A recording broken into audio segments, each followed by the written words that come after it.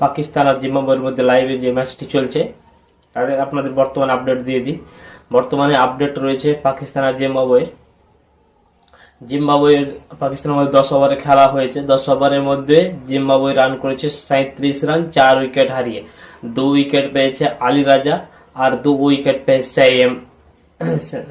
সাইম। এখন পানি বিরতি চলছে। পরবর্তী আপনাদের 10 ওভারে কত হবে সেই পরবর্তী আরেকটি ভিডিওতে আপনাদেরকে জানিয়ে দেব। আলী রাজা আর সাইমের মধ্যে ভালো বোলিং করেছে ওরা দুজন। 5 ওভার করে বল করেছে, 5 ওভার করে বল করে 2টি করে উইকেট নিয়েছে তারা। পানি বিরতি চলছে।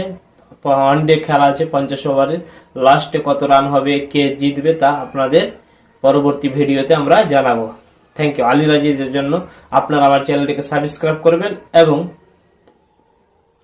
বেল আইকন বাটনটি টিপে সবাইকে ভিডিও দেখার সুযোগ করে দেবেন। Thank you.